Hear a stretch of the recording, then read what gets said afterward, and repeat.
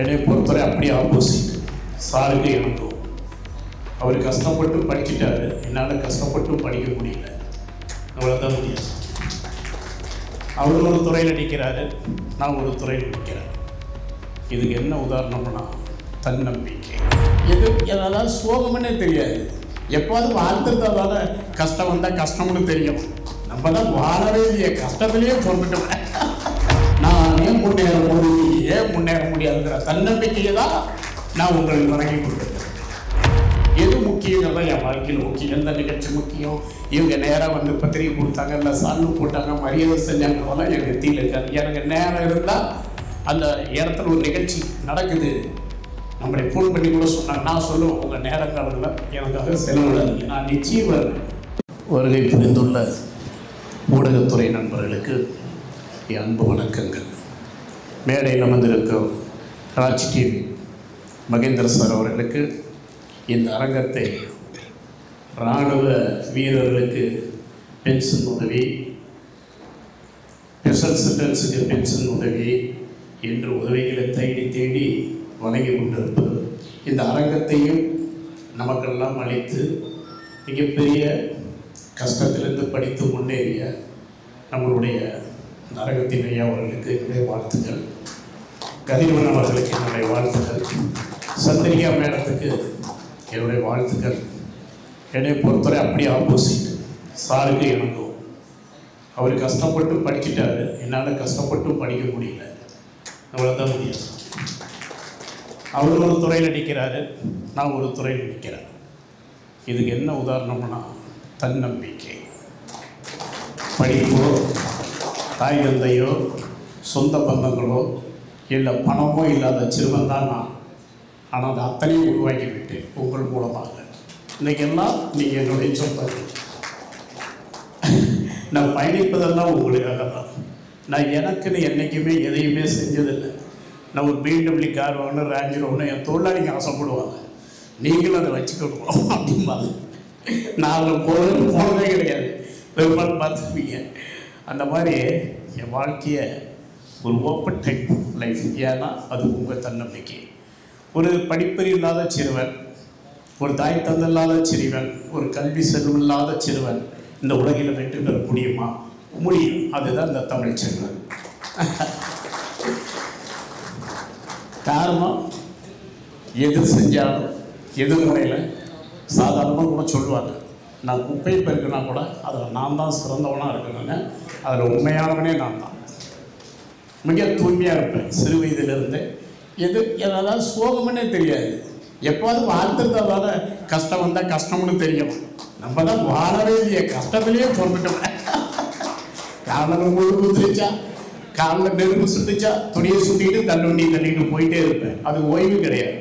என் நெஞ்சில் எந்த இடத்துல கூட காயம் இருக்கும். கொப்பளம் போட்டுருச்சு, பிரியாணி தம்பு கொடுக்கும்போது மழை வருதுன்னு மூடி போய் தூங்கினேன். அந்த கொப்பளத்துக்கு பஞ்சை வச்சு அமைக்கிக்கிட்டு அன்றைக்கே அந்த பிளேட்டை நான் தான் தள்ளிட்டு போய் அடிக்கிறேன். காயம் 6 மாதங்கள் ஆகுது.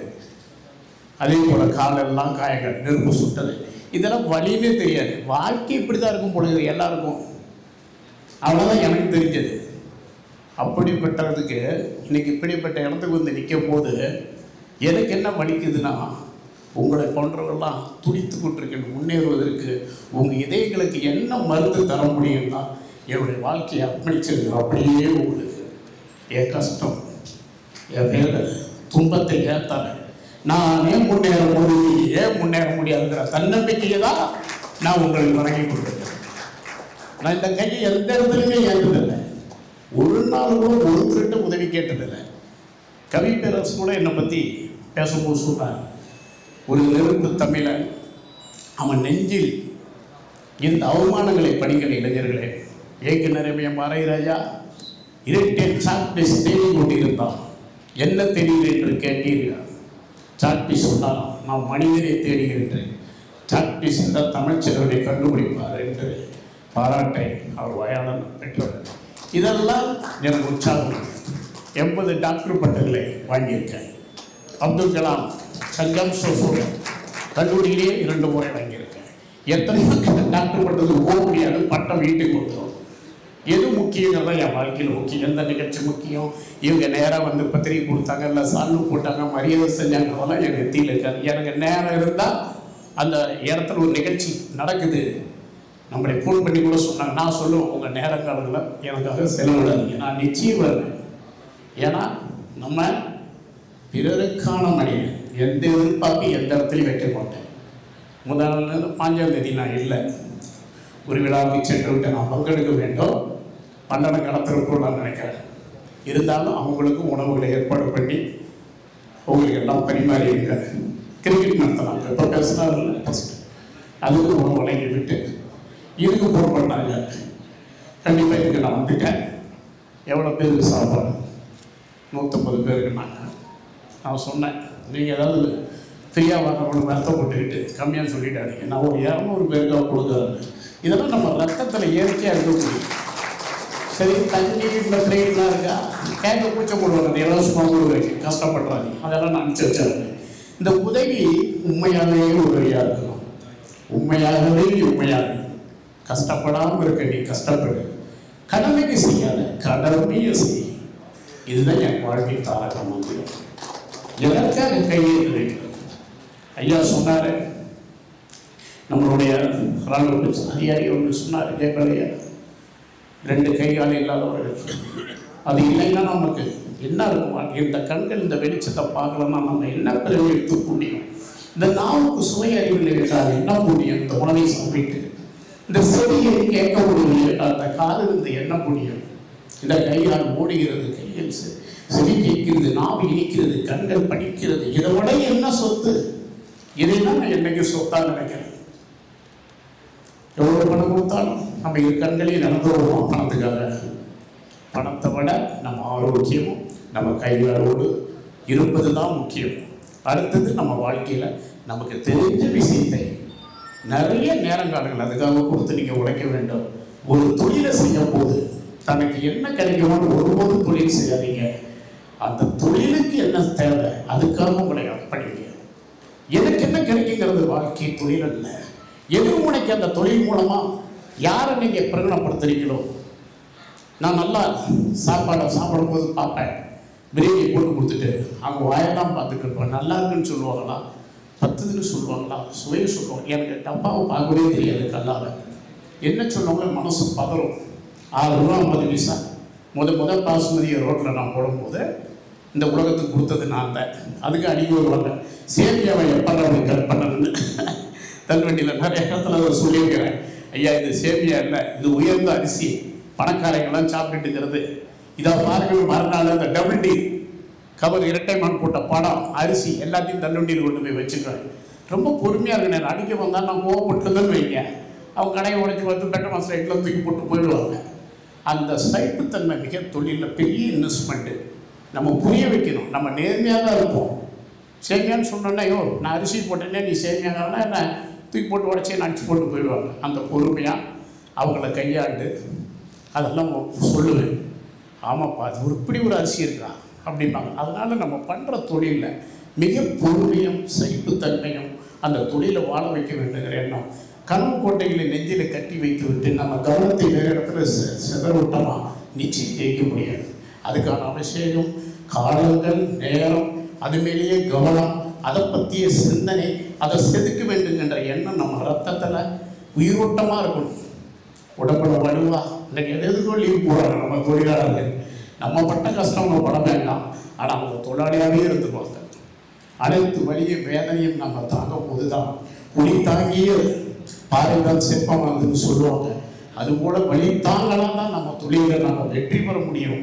அது ஊடகத்துறையாக இருக்கட்டும், எந்த துறையாக இருக்கட்டும், அதன் மீது அக்கறையும் அதை வாழ வைக்க வேண்டிய சிந்தனை நம்ம வாழ வேண்டுங்கிறது தன்னால் வாழ்ந்துவோம். அந்த தொழிலை தூய்மையாக தரமாக செய்ய வேண்டுங்கிற நோக்கம்தான் நான் வாழ்நாள் முழுவதும் கடைப்பிடிச்சிருக்கிறேன். என் பிள்ளைங்களுக்கு அடிப்பூச்ச பிரியாணி ஓட்டினாலும் சொல்லி கொடுக்க முடியாது. மறுநாள் அரிசி, பருப்பு, காய்கறி வாங்கணும், கோழி வாங்கணும், இதுக்கெல்லாம் காசு வேணும். என் ஒய்ஃப் பசியில் உட்காந்துருப்பாங்க. ஒன்றும் இல்லைம்மா என்ன பண்ணுறதுன்ட்டு இது பெட்ரோல் சொல்லிட்டு கொஞ்சம் சீமனம் வாங்கணும். இப்படிலாம் அந்த காசை எண்ணி பார்த்து தள்ளுவண்டி நடத்திட்டு போய் அந்த அடிப்பூச்ச சோறு எடுத்துகிட்டு வந்து என் பிள்ளைகளுக்கு ஊட்டுறது. ஆனால் இன்றைக்கி உங்களுக்கு எல்லாம் ஊட்டிட்டு இருக்கிறேன். இந்த வயிறு நம்பி இந்த குடம் நிறைந்து கரை புரண்டு நீங்க ஓடுது. வழியிலே தாங்குங்கள், தொழிலை செம்மைப்படுத்துங்கள், யாரிடமும் உதவி கேட்க நமக்கு ஆண்டும் கைகால்களும் ஆரோக்கியமும் நம்ம இருக்கிறத சொத்தா நினைங்க. 20-30 வயசுல தூங்குறதெல்லாம் தோல்வியே கிடையாது. உங்கள் ஆயுசுங்கிறது எவ்வளோ பெரிய இன்வெஸ்ட்மெண்ட்டுங்கிறது ஒரு தோல்வியில் உங்கள் காலம் கையில் இருக்குது. மறுமுயற்சி செய்யுங்க, மறுமுயற்சி செய்யுங்க. தோத்துட்டேன்னு தோண்டு போகிறீங்க, அது சிறு பிழை, அது தோல்வி அல்ல. அதை ஆராய்ந்து சரி பண்ணி கொண்டு போங்க. எந்த துறையிலையும் நம்ம ஜெயிக்கலாம். நம்ம கையெழுத்த ஆரம்பிச்சிட்டோமே என்ன ஆகும்? நம்ம சுமையை நம்மளே சுமக்கும் போது எந்த பிரச்சனையும் சுமந்துக்கிட்டே இருக்கலாம். நம்ம சுமையை இன்னொருத்தர் தோளில் வச்சுட்டா எப்பவுமே நம்ம கையும் மனசு இன்னொருத்தர் நாடிக்கிட்டே இருக்கும். அவங்கவுங்க சுமைகள் அவங்கவுங்க சுமங்க. நான் உதவுறேன், நீங்கள் கொடுத்த வாழ்க்கை இருக்குது. அச்சு கொண்டு போய் உணவு உதவும். உங்களுக்கு தெரியும், இன்றைக்கி டெனான்ஸ்கள் அமெரிக்காவில் நம்ம கடை, யாழ்ப்பாணத்தில் நம்ம கடை, திருகோணமலையில், போன வாரம் குவைத்தில், இந்த 2 மாதங்களே 17 கிளைகள், கேட்ரிங் காலேஜ், திரைமாத்துறை, ஆர்ஆர் தமிழ் சேனல், யூடியூப். எங்கள் நாகராஜ் சார் வந்திருக்காரு, அவருக்கு ஒரு வணக்கம். அவன் கண்ணு முடியல, இருந்தாலும் இதை பதிவு பண்ணுறேன்னு வந்தார். இந்த அக்கறை தான் கொண்டு போகும் வாழ்க்கையில். இந்த ஈடுபாடு தான். முடியாதுன்னு சொல்லுது ஒரு சொல்லு, முடியுங்கிறதும் அதே சொல்லுதான். ரெண்டுக்கு என்ன வேறுபாடு இருக்கு? முடியுங்கிற வார்த்தையோட எதையும் முன்னெடுத்துங்க. கால நேரங்களில் தொழில் கொடுங்க. அதுதான் நான் சொல்லுவேன் எல்லாருக்குமே. இந்த வாய்ப்பை எனக்கு கொடுத்தது நான் பேசிக்கிட்டே போயிடுவேன். மீண்டும் உங்களுக்கு சொல்கிறேன், ஒரே ஒரு சகிப்புத்தன்மையும் அனுபவம் பெரிய இன்வெஸ்ட்மெண்ட்டு. கோவப்படாதீங்க. கோபம் எந்த லாபத்தையும் கொடுத்துடாது. நீங்கள் உலகத்தில் எல்லாத்துக்கும் போல் இருக்கும், ஒரே போல் மட்டும்தான் இருக்காது. இங்கே கோபம் கிடைக்கும்னு ஏன் அந்த போல் இல்லை? அது ஈஸியாக எல்லார்கிட்டையும் இருக்குது. அதை தவிர்த்துங்க. எதையும் தன்மையோடு சொல்லுங்கள். அங்கங்களாமையாக சொல்லுவார், ஒருத்தனை எல்லாரும் முன்னாடி அவமானப்படுத்திக்கிட்டு அப்புறம் ஆறு சொல்லாமல் எப்பறம் எழுதுவாங்க. தவறுகளை நீங்கள் இதயத்தில் சுமக்காதீங்க. அது உடம்புக்கும் நல்லதில்லை, நம்ம உடம்புக்கும் நல்லதில்லை. நம்ம ரத்தம் சூடாகப்படுவது நல்லதில்லை. நல்ல ஆரோக்கியமான உணவு, நிறைய தண்ணி குடிங்க. அறிவு ஆற்றலுக்கு ஏற்ற உணவுகளை ஆராய்ந்து உங்கள் செல்ஃபோனில் சாப்பிடுங்க. ஒரு நோய் தீர்றதுக்கு முதல்ல 3 விஷயங்கள் தேவை. வெறும் மருந்து மட்டும் இல்லை, அந்த நோய்க்கான பயிற்சி. நடையா, யோகாவா? 1. 2 மருந்து. 3வது அந்த நோய்க்கு தீர்வதற்கான உணவு முறை. பிரெயினுக்கு என்ன வேணும், அமைதியாக இருக்க என்ன தேவை, எல்லாத்துக்குமே உணவு முறை இருக்குது. நிறைய சித்தர்கள் பேசிட்டு இருக்கிறாங்க. உலகத்திலேயே இந்தியாவில் தான் அதிக சுகர் உள்ள நாடாக இருக்கிறது.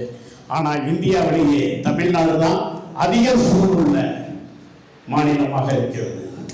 இன்னும் 5 ஆண்டுகளில் 1 கோடி பேருக்கு கணைய பிரச்சனை வருகிறது. ஒரு கருத்து கணிப்பு நண்பர்களே. தவறான உணவு முறை, மது பழக்கம், உடலை கவனிக்காத தன்மை, இதுதான் காரணம். இன்றைக்கு தமிழர்கள் எப்பேற்பட்ட கரிகாலன் கண்ணனை கட்டியவர்கள், வேலுநாச்சியார் வரலாறு என்ன, எப்பேற்பட்டவர்கள்லாம் நம்ம தமிழ்நாட்டுக்கு பெருமை சேர்த்த தமிழர்கள் இன்றைக்கு வலிமையிலிருந்து நோயிலே சிக்கியிருக்கின்றோம். இன்று 3க்கு மேல் வேண்டாம் குழந்தைகள், 2க்கு மேல் வேண்டாம், நம்மளோட நமக்கு ஒருவரும் போய் இன்னைக்கு குழந்தையே இல்லாமல் எத்தனையோ போர்டுகளை நான் ரயில்வேல பார்த்துட்டு வரேன். இந்த கருத்தரிப்பு மைய போர்டுகளை எங்கள் ஆஸ்பத்திரிக்கு வந்த குழந்தை கிடைக்கணும். என்ன காரணம்? நம்ம உடல் ஆரோக்கியத்தை இழந்து கொண்டிருக்கின்றோம் தமிழர்களே. உங்கள் செடிகளை கொஞ்சம் இதை கவனத்தில் ஏற்றுக்கொள்ளுங்கள். இன்னைக்கு 2க்கு மேல் வேண்டாம். நான் பள்ளிக்கூடம் படிக்கும் போது நான் 9 தான் படித்தேன், உங்களுக்கு தெரியும். அதில் போட்டிருப்பான் நம்ம இருவர்னு அந்த பேர் இருக்கும். 2 லேடிஸை போட்டு ஒரு குழந்தைய வச்சுருப்பாங்க. இன்னைக்கு ஒரு குழந்தைக்கு தபம் கணக்குறாங்க. மிக ஃபிட்னஸில் நம்ம கவனம் செலுத்தணும், அறிவாற்றலில் கவனம் செலுத்தணும். நான் ஒரு சாதாரண பிரியாணி கடைக்காரன் சொல்லிட்டேன், இது சின்ன வார்த்தை அல்ல. எத்தகைய பெரிய ஆள் தான் வந்து சொல்லணுங்கிற அவசியம் கிடையாது. நம்ம ஆரோக்கியத்திற்கு தமிழர்கள் நம்ம கூட உங்கள் கூட பிறந்தவன்னா இந்த மண்டியிலே பிறந்தவன். முதல் குவைத்தில் தமிழ் போல நான் தான் வச்சுருக்கேன்னா ஒரு புகழான எனக்கு குவைத்துக்குள்ளா. யாழ்ப்பாணத்தில் தமிழ் போடு முறை. இப்படியெல்லாம் இந்த மொழிக்கும் உங்களுக்கும் உங்கள் ஆரோக்கியத்திற்கும் என் வாழ்க்கையை எளிமைப்படுத்துவது உங்களை வலிமைப்படுத்தி கொள்ளதான். அதனால தான் நான் டீ கிளாஸ் கிளம்புனேன், மேஜை துடைத்தேன், டேபிள் துடைத்தேன், எச்சலை எடுத்தேன்னு சொல்லுவேன். ஒருத்தரும் கூட இந்த உலகத்தில் தமிழ் செல்வனுக்கு நான் ஒரு 10 ரூபா கொடுத்துன்னு சொன்னதுக்கு வரலாறே கிடையாது. இப்போ தான் மேடத்துக்கு ஒரு காப்பி கேட்டேன்னு வந்து சொல்லல, இதுதான் நான் கேட்டது. பரவாயில்ல. ஆமாம், அது போல் எந்த இடத்துலையுமே நான் பிறருக்காக மட்டும்தான் இருப்பேன். இந்த உடனே என்ன சொன்னாலும் கவலை கிடையாது. என் எதிர்முனையை செம்மைப்படுத்தணும், வாழ வைக்கணும். என் துக்கம் என்னோடு. ஆனால் எந்த இடத்துலையும் துக்கத்தில் கூட நான் தோன்று போனது கிடையாது. கோயத்தில் போய் கடையை திறந்தேன். என் அன்பு சம்பந்தி என் கையிலேயே ஹார்ட் அட்டாக்கில் இறந்துட்டார். பாடியை கொண்டு வந்து அடக்கம் பண்ணிட்டு தாங்க நிற்கிறேன். என் கண்களில் கண்ணீர் இருக்கலாம், என் சொற்களில் தயக்கம் இல்லை. இந்த நிகழ்ச்சிக்கு நான் வருவேன்னு சொன்னேன்.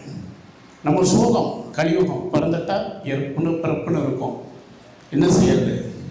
அதுதானே உண்மை. அதை ஏற்றுக்கொண்டு எந்த இடத்துலையும் கோபப்படாதீங்க. அதே போல் உங்களுக்காக உதவியீர்களையும் உங்களுக்காக வாழ்ந்தவர்களும் நம்ம என்ன உயர்ந்தாலும் அவர்களை கைவிடாதீங்க, மறக்காதீங்க. அந்த நல்ல உள்ளத்தை நம்ம ஒரு துளி காயப்படுத்தி விடக்கூடாது. நம்ம எந்த இடத்துக்கு போனாலும் நன்றி மறவாத அந்த நட்பை பெண்டிக்காதுங்கள். உங்கள் குருமார்களை நேசியுங்கள். நான் திரும்பி எனக்கு ஒரு டம்ளர் தண்ணி கொடுத்தவங்க கூட வாழ வச்சிருக்கிற மாதிரி ஆகியிருக்கிறேன். அந்த வாழ்க்கையை நீங்கள் வாழுங்கள். ஒன்றுமையாக இருப்பது தான் தமிழர்கள். ஆரோக்கியமார்கள், வலிமையாக இருங்கள், தொழில் சிந்தனையோடு இருங்கள். தொழிலை சிந்தனை அதிக நேரங்களை கொடுங்கள் என்று கூறி எங்கள் சேலம் மாநகர் தொழிலாளர் சார்பாக வருகை புரிந்த பெரியவர்களோட வாழ்த்துக்களை இணைத்து மீண்டும் எங்கள் ஆறாவது தம்பி எங்கள் ஐயா அவர்களே வந்திருக்கார். அவர் உடம்பு சரியில்லை, பதிவு பண்ணிகிட்டு இருக்கார். என் சொற்களை இந்த வாழ்க்கை இந்த மண்ணுக்கும் இந்த மொழிக்கும் உங்களுக்குமானது. இது எனக்கானது நான் நினைத்திருந்தால் ஒருபோது நான் முன்னேறிக்க மாட்டேன். இது உங்களுக்கானது. ஏன்னா நீங்கள் கொடுத்த வாழ்க்கை. நான் உணவு கொடுக்கும் போதெல்லாம் அதை தான் சொல்லுவேன். 200 பேர் கதவு உட்காந்து சாப்பிட போகிறது, ஒவ்வொரு வயிறு சாப்பிட போகுது. அப்படி தான் நான் எடுத்துக்குவேன் எப்போவுமே. நீங்கள் கொடுத்த வாழ்க்கை உங்கள்கிட்டயே நான் கொடுத்துட்டு போவேன். என்னுடைய பிரான்ச் ஓனர்கிட்ட கூட சொல்லுவேன், நிறையா தர்மம் பண்ணுங்க, உதவி பண்ணுங்க. இவ்வளோதான் இந்த வயிற்றுக்கு தேவை. இதை தான் நான் வலியுறுத்திட்டு இருக்கிறேன். கடையில் எதுவும் பூச்சிப்புழு வந்துச்சுன்னா ஒழுக்கத்தில் வருது, கவலைப்படாதீங்க. நிறைய நாட்டில் பூச்சிப்புழு தான் சாப்பிட்டுட்டு இருக்கிறான். மக்களுக்கு எல்லாம் புரியும். 35,000 சதுர கிலோமீட்டரில் 145 கோடி பேரே வச்சுருக்கிறோம். இந்த அளவுக்கு தூய்மையாக நம்ம என்ன வச்சிருக்க முடியும்? இந்த நாட்டை மிக வலிமையான நாடு இந்தியா. வாழ்க இந்தியா, வெல்க தமிழ். நன்றி, வணக்கம். எங்கள் சேலம் தொழிலாளர் சார்பாக என் வாழ்க்கையை உதவி செய்து வெளிவருகிறேன். நன்றி, வணக்கம்.